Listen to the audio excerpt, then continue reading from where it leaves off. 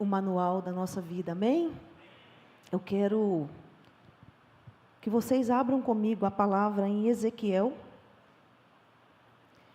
Deixe ela aberta aí no seu banco. Eu quero agora auxiliar vocês numa oração. Coloque a mão no seu coração nesse momento, feche seus olhos e ore comigo assim, se assim você concordar. Senhor Deus, a tua palavra está aberta e pronta para o meu coração. Neste momento, Senhor, eu abro o meu coração para ouvi-la. E, ó Deus, transforme a minha vida, transforma a minha mente, coloque em mim a mente de Cristo. Senhor, eu me abro totalmente ao Senhor, em nome de Jesus, amém. Pode ficar em pé, que eu seja nesse momento somente um conduíte, simples conduíte. Quando nós estamos construindo, chega lá, a gente não dá tanta, não é um material muito bonito, não é mesmo? Assim como um pendente, uma luz numa obra, mas que nós sejamos sempre esse conduíte, para que a palavra do Senhor somente passe sobre nós, nos transforme, assim como ela me transformou demais, mas que chegue até vocês desobstruído, amém? Em Ezequiel, diz assim, no dia 5, capítulo 1, verso 1, o trono de Deus. No dia 5 do 4º mês do ano 30, eu, o sacerdote Ezequiel, filho de Buzi, vivia na Babilônia, na beira do rio Quebar, junto com os judeus que haviam sido levados para lá como prisioneiros.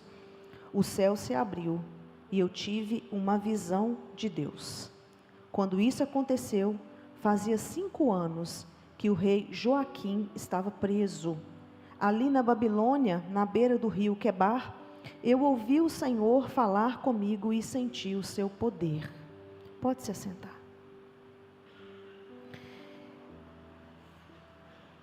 Essa ministração de hoje é seguida de uma série de ministrações que temos feito com a graça e misericórdia de Deus sobre a voz de Deus. Dos temas mais tremendos que o Senhor direcionou a esta igreja a ministrar, porque tudo que nós precisamos hoje é da voz dele. E como que nesse tempo atual, muitos têm perdido e não têm ouvido mais a voz do nosso Criador. Ezequiel, quando ele inicia aqui a sua vida, Ezequiel, ele cresceu vendo Jeremias pregar em Israel. Ele também contemporâneo de Daniel. Muitas pessoas já conhecem a história de Daniel na cova dos leões, né, e assim por diante. Ezequiel era filho de Buzi. Naquela época, né, os judeus, acho que até hoje, né, eles utilizam o nome das crianças, escolhem, e esse nome tem muito significado, né? E Buzi tem um significado de desprezo, né? Então, possivelmente os pais dele, na palavra não cita, mas chega Ezequiel, e Ezequiel vem com a palavra de fortaleza, ou seja, no nosso desprezo, a fortaleza de Deus chega, amém? Então, Ezequiel, um sacerdote, e para ser sacerdote, não era somente eu querer ser sacerdote. Eu acho legal esse ministério, vou lá, igual acontece aqui, né? Você olha o ministério e fala assim, nossa, eu quero ser do apoio. O pessoal faz um trabalho legal, eu quero ser do apoio. Para ser sacerdote não era dessa forma. Ele tinha que preencher certos critérios.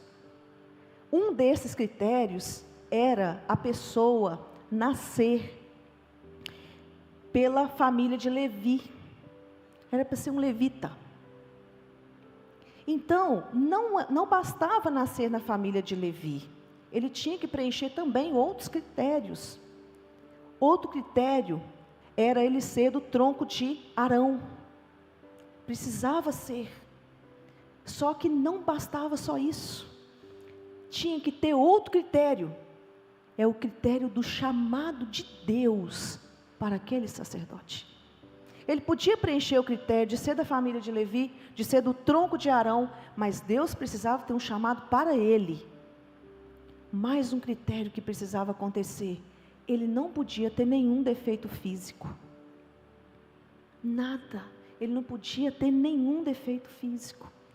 Porque ele configurava ali a perfeição de Cristo, o sacerdote.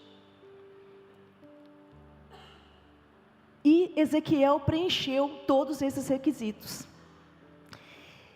Para a consagração ela é feita aos 25 anos de um sacerdote. Eu não sei se vocês sabiam disso. Eu achei muito interessante estudar sobre isso. Tem um pouco mais de um mês que o Senhor me deu essa palavra, e desde então o Senhor vem trabalhando isso dentro do meu coração.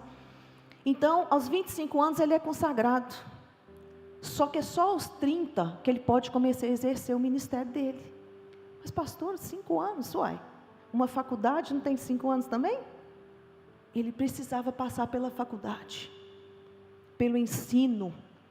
Um sacerdote, ele não poderia simplesmente iniciar a vida de sacerdócio dele sem ter conhecimento, sem ter sabedoria. No mínimo, ele precisava conhecer um pouco sobre veterinária. Porque o povo trazia os animais para ele examinar. Porque os animais não podiam ter defeitos.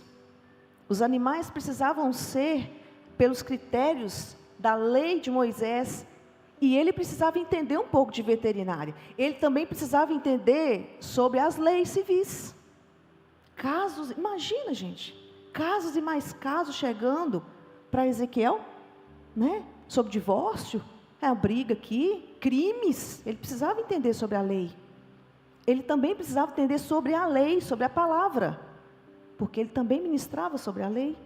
Ele precisava também entender sobre medicina, porque as pessoas chegavam até ele para ser avaliadas. Quantas doenças de pele naquela época, gente? Mais de 30 tipos de doença de pele. Ele precisava entender todas elas, porque ele era um sacerdote. Estão conseguindo acompanhar? No ato da consagração de um sacerdote, ele recebia uma porção de sangue na orelha direita, no polegar direito, no dedão polegar do pé direito. Eu acho lindo esses simbolismos. Os judeus têm muito isso, eu acho muito lindo. Porque o sacerdote, ele precisava, ele ouvia, ele era, a missão dele ali, o objetivo dele, ele era um porta-voz de Deus. Ele ouvia Deus e falava ao povo. Ele ouvia o povo e falava com Deus. Olha, ele precisava muito de ter filtro em seus ouvidos. Nós precisamos disso. Ele tocava em coisas sagradas. Ele precisava dessa consagração das mãos. Ele pisava em lugares santificados. Ele precisava de uma consagração nos pés. Aí está então a forma, porque o sumo sacerdote era o líder máximo espiritual. Só que quando Ezequiel, ele está pronto, acabou a faculdade, chegou a formatura dele, está pronto para exercer.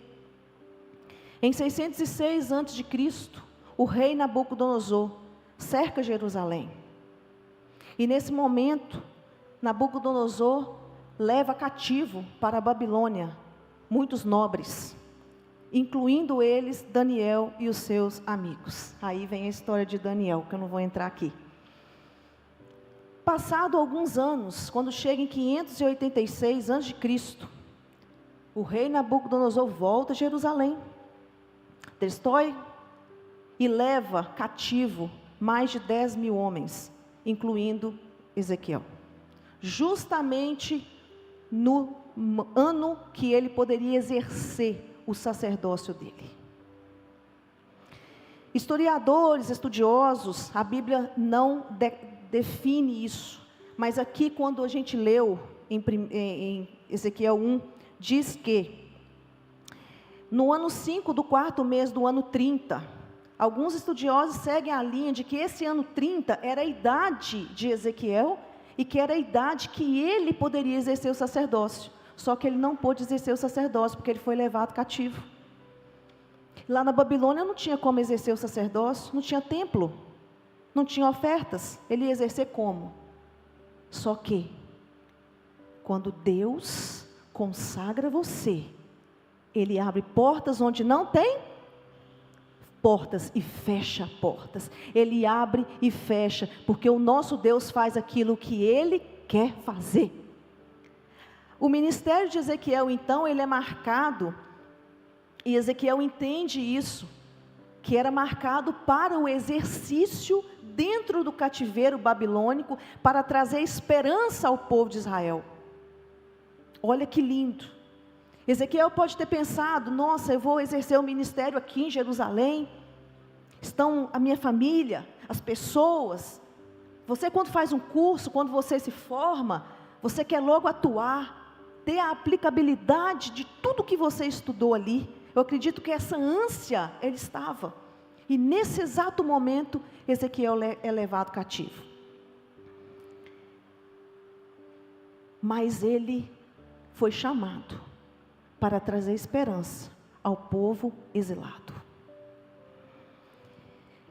Logo então, isso decorre, eu oriento vocês, é uma história linda de Ezequiel, mas eu quero ir lá com vocês no capítulo 37, uma história muito conhecida, o Vale de Ossos Secos.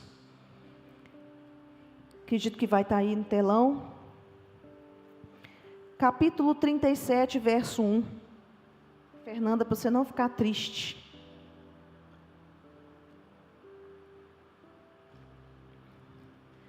Eu senti a presença poderosa do Senhor.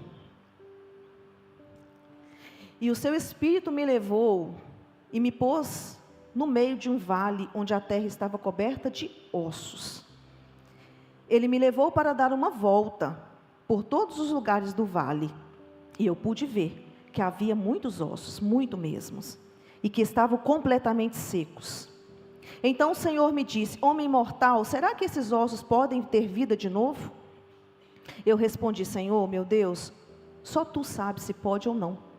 Ele disse: profetize para esses ossos, diga a esses ossos secos que deem atenção à mensagem do Senhor. Diga que eu, Senhor, estou lhes dizendo isso. Eu porei respiração dentro de vocês e os farei viver de novo. Eu lhes darei tendões e músculos e os cobrirei de pele. Porei respiração dentro de vocês e os farei viver de novo. Aí vocês ficarão sabendo que eu sou o Senhor. Então profetizei conforme a ordem que eu havia recebido. Enquanto eu falava, ouvi um barulho. Eram os ossos se ajuntando uns aos outros, cada um no seu próprio lugar.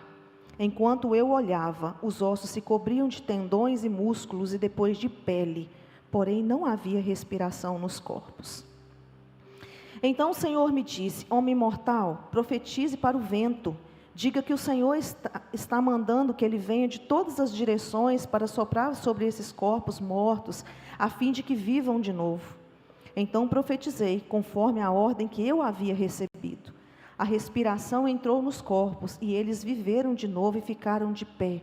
Havia tanta gente que dava para formar um enorme exército. O Senhor me disse: homem mortal, o povo de Israel é como esses ossos. Dizem que estão secos, sem esperança e sem futuro. Por isso profetize para o meu povo de Israel, e diga-lhes que eu, o Senhor, abrirei as sepulturas deles, e os tirarei para fora, e os levarei de volta para a terra de Israel. Eu vou abrir os túmulos onde o meu povo está sepultado, e vou tirá-lo para fora. Aí ficarão sabendo que eu sou o Senhor. porei a minha respiração neles, os farei viver novamente, e os deixarei morar na sua própria terra. Aí ficarão sabendo que eu sou o Senhor.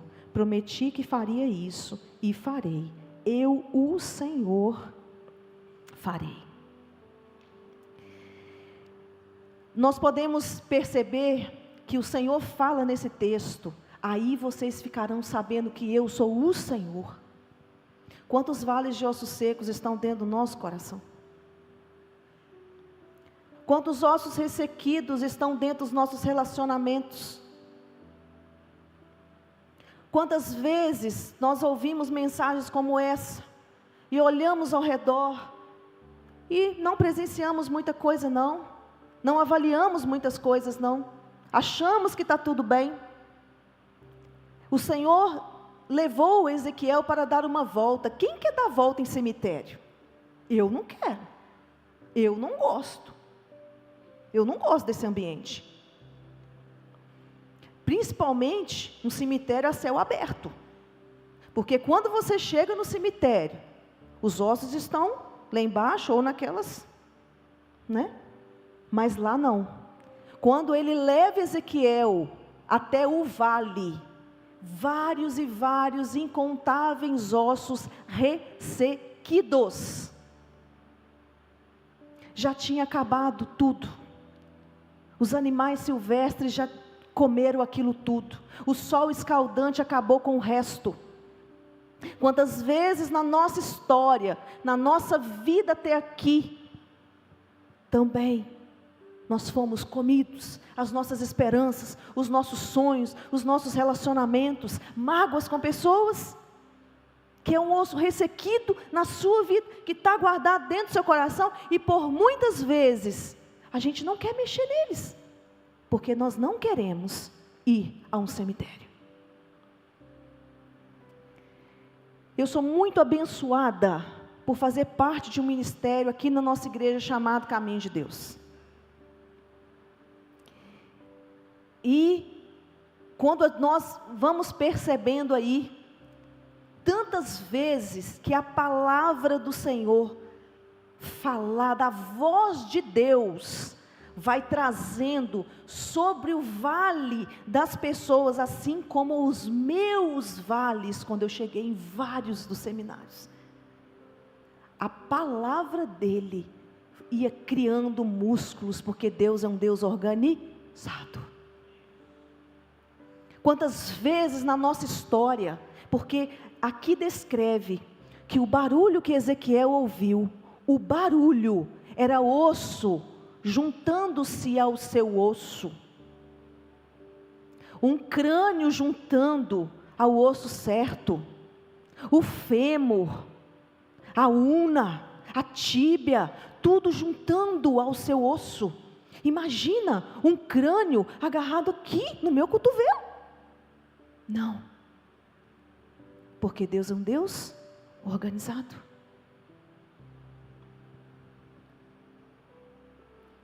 Mas quantas vezes na vida nossa pode ter um osso fora do lugar, um membro fora do lugar, desorganizações que não é isso que Deus deseja para o seu povo, porque a vida que Deus tem para nós, através da voz dEle, é uma vida de paz e não de mal.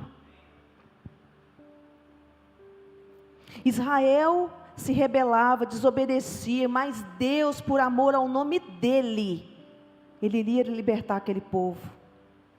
O cativeiro babilônico durou 70 anos. Imagina o que é isso, querido. Imagina o que é isso. E não há cativeiro que Deus não abra e não liberte. E Deus quer libertar aqui hoje cativeiros nos quais você não quis mexer. Cativeiros que só você sabe, dores que só você conhece.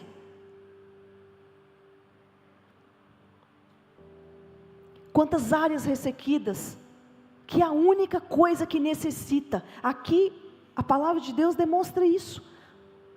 Ezequiel ouviu e teve relacionamento com Deus. Deus falou, Ezequiel ouviu e profetizou.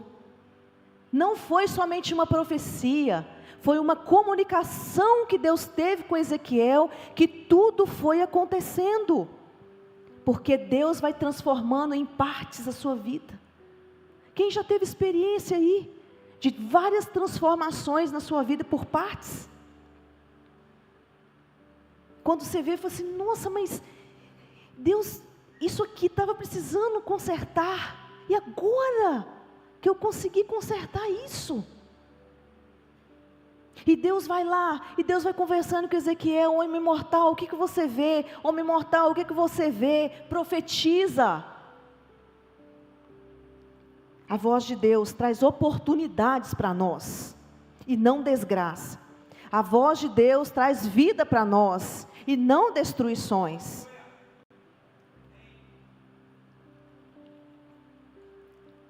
Então, eu falei da vida de Ezequiel e do seu sacerdócio. Que o sacerdote ouvia o povo, falava com Deus, ouvia Deus e falava com o povo. Só que, ontem eu estava aqui, já tinha preparado essa mensagem, já estava pronta. E ontem eu estava compartilhando com a pastora Michele, que eu quase fui arrebatada nos louvores. Porque ontem eu tive a ativação dessa palavra, durante os louvores que eu estava aqui. Quando Deus me trouxe, quando eu estava me preparando sobre Ezequiel, Ele falou, mas o véu se rasgou.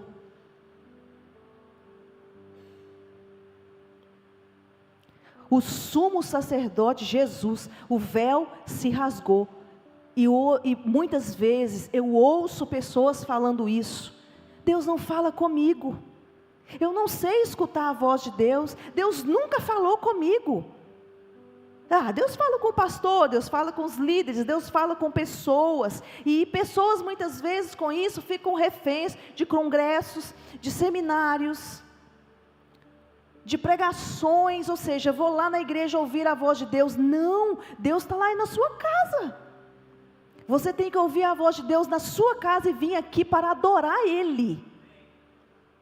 Aqui é um culto de quê? Um culto de adoração. Deus vai falar com você, Deus está falando com você, mas nesse momento Ele tinha que estar testificando aquilo que Ele já falou, lá no seu quarto.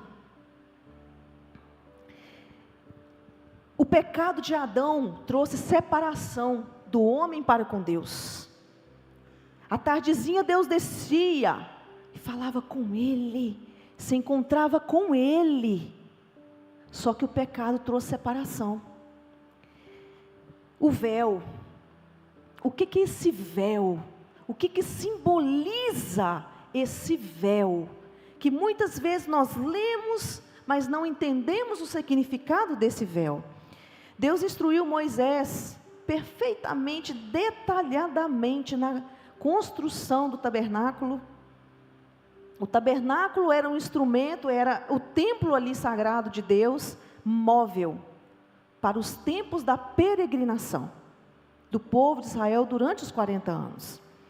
Então Deus instrui Moisés na construção do tabernáculo, e havia um véu, e o tabernáculo, ele servia como esse santuário móvel, nos tempos da peregrinação, e foi substituído pelo templo em Jerusalém. O rei Davi, então, ele torna a cidade de Jerusalém a sua capital, e no reinado de seu filho Salomão, constrói-se o templo. E nesse templo de Salomão, está lá o véu.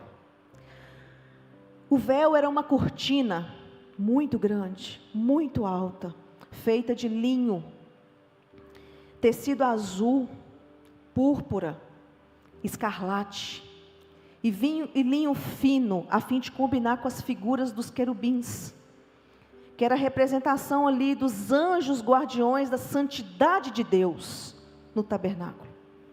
Os querubins estampados eram mais um indicativo de que, de fato, aquela cortina fechava a passagem para um lugar muito reservado, do tabernáculo com o templo. Ele separava o lugar santo dos santos. O templo edificado por Salomão, então, foi destruído por Nabucodonosor. Aí nós pegamos esse gancho de Ezequiel para agora, pertinho do Novo Testamento. O templo foi reedificado após o exílio e mais tarde reconstruído e ampliado por Herodes. Novo Testamento. Pronto. Fizemos uma ligação, ok? Ok. Então, esse tempo já é o tempo de Jesus. O véu, ele tinha aproximadamente 18 metros de altura e 12 centímetros de espessura. Quando nós pegamos um tecido, eu não sei, mas quantos centímetros tem isso aqui?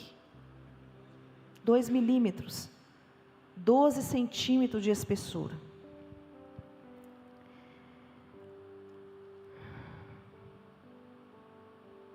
O Senhor é muito tremendo. Jesus morreu na 9ª hora, ou seja, 15 horas. E era justo na hora que eram oferecidos os sacrifícios no templo. Nesse momento, quando Jesus morre, o véu se rasga de cima a baixo. Estudiosos, céticos, queriam explicar que o momento desse rasgo do véu era por causa do terremoto, o tremor de terra que aconteceu logo após Jesus morrer.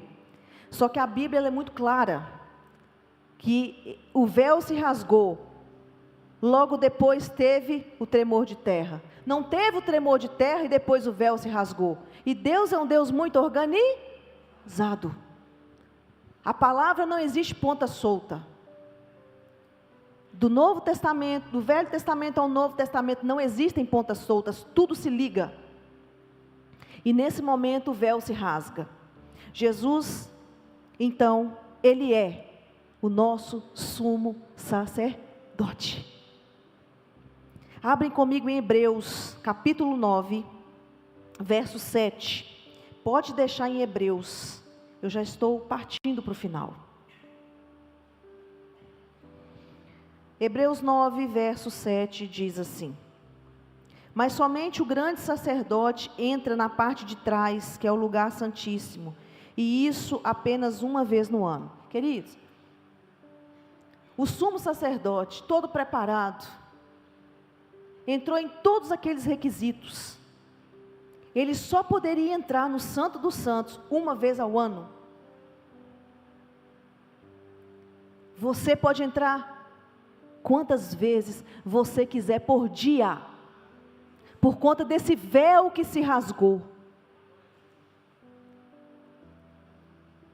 Ontem eu estava aqui, e nos louvores eu fui tomada, que eu achei que eu não ia aguentar ficar em pé, para entender sobre esse rasgo desse véu. Nós não merecemos nada disso. Nós já estávamos com a nossa vida condenada, desde Adão. Só que o Senhor escolheu nos amar. Ele escolheu trazer de volta o relacionamento do homem para com Deus. Tornar a nossa vida fácil, nesse quesito de aproximação do homem para com Deus. Para que ouvimos a voz de Deus claramente. Para que possamos entrar no Santo dos Santos e nos encontrar com Ele.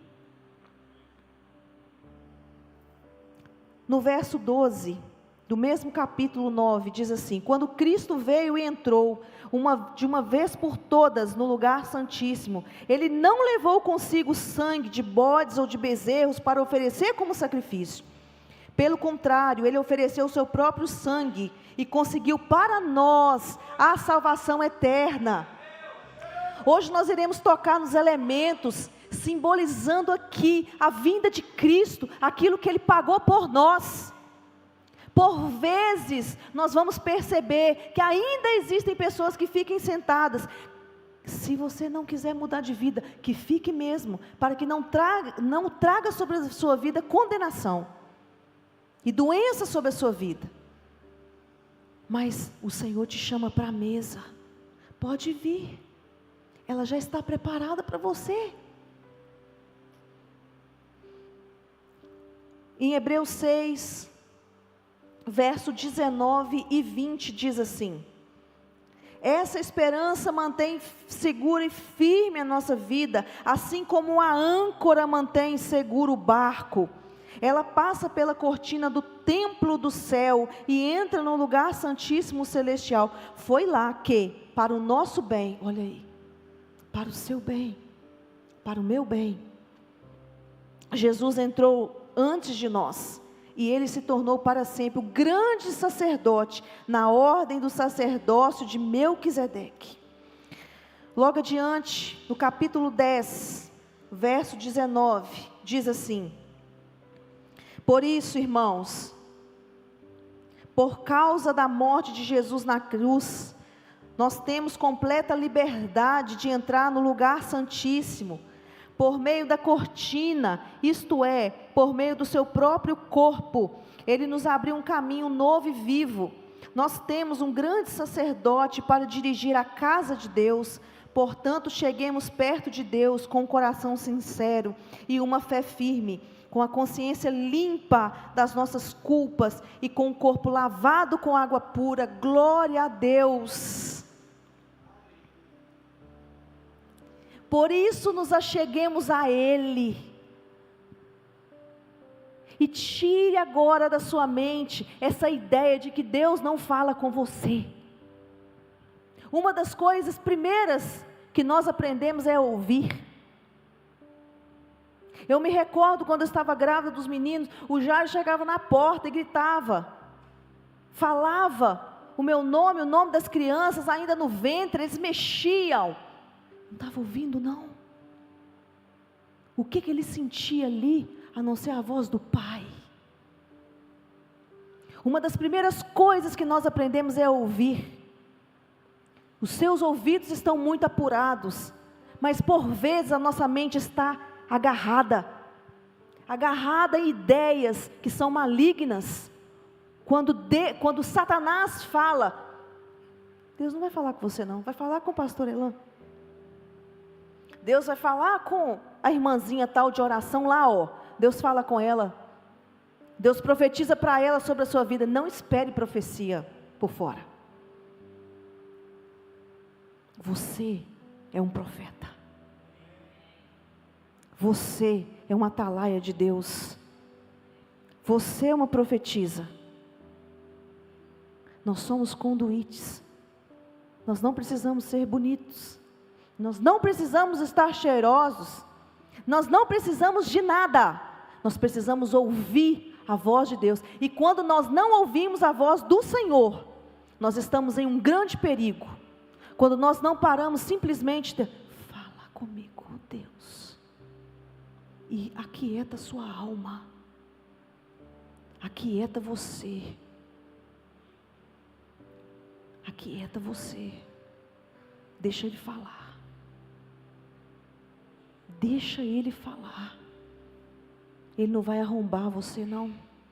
Ele não é sem educação. Ele não vai gritar.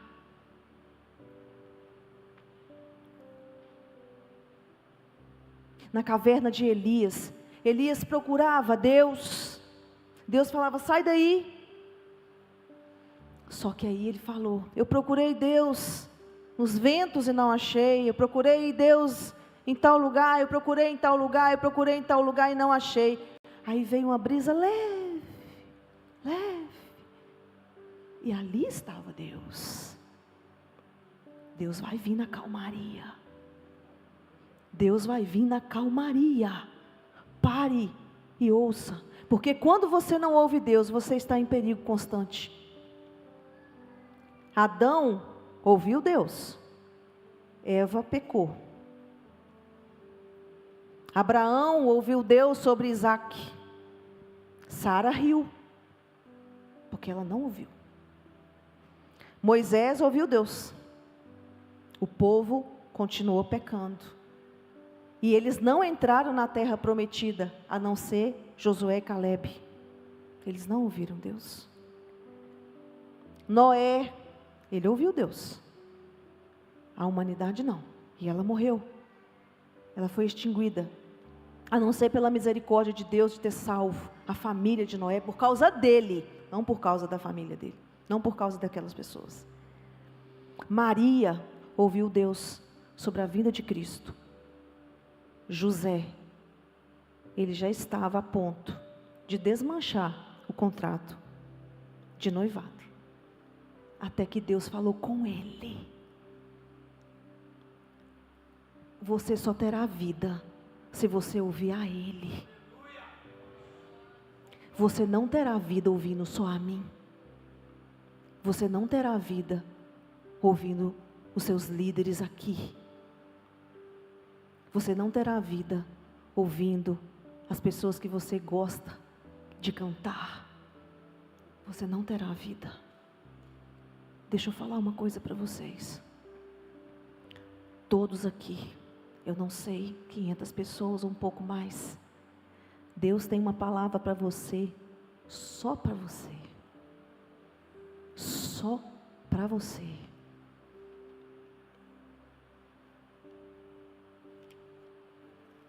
Pronto. Entenda que Ezequias, ele tinha um chamado dele. Entenda que o sacrifício de Jesus mudou, como a palavra diz, para o meu bem, para o seu bem. Pelo amor de Deus, usufrua desse benefício. Usufrua desse benefício. Só falar com Ele assim: fala que o teu servo te ouve. Ele vai te revelar. Eu não tenho nada para te revelar. Eu não tenho nada. Mas o Senhor tem. E Ele quer encher os seus ossos de tendões, músculos, sangue, pele. E só o Espírito Santo que pode trazer para a área da sua vida, que está um cemitério a céu aberto, a vida. Porque depois que está tudo pronto, não se esqueça, calma. Ouve ainda um pouco mais, porque não adianta você estar vivo, bonitão, como um exército, bonitona lá como um exército, com a pele maravilhosa, que o Senhor fez de novo. Acredito que Ele fez bem bonitões aquelas pessoas, mas se não tiver o sopro do Espírito, você é um zumbi. Espera um pouquinho mais, só mais um pouquinho, que Ele fala com calma. É com calma que Ele fala. Coloque a mão no seu coração, vamos finalizar. Você vai fazer a oração a Ele, é você. Ore a Ele. 2 minutinhos aí, 1 minutinho, fala com Ele. Deus, faça dessa palavra a minha vida, porque eu não quero mais viver como eu vivi até aqui. Eu disse isso para o Senhor: Senhor, me leva a um novo estágio contigo, me leva a um novo estágio contigo, me leva, Senhor, porque o Senhor tem mais para mim. Eu quero te conhecer, mas conhecer uma pessoa é relacionamento.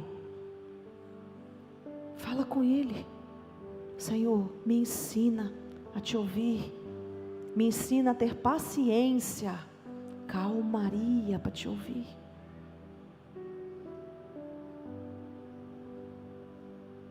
Que o Senhor te abençoe, que o Senhor te guarde, e que essa semente dessa palavra brote no seu coração e transforme muito em vida, em nome de Jesus.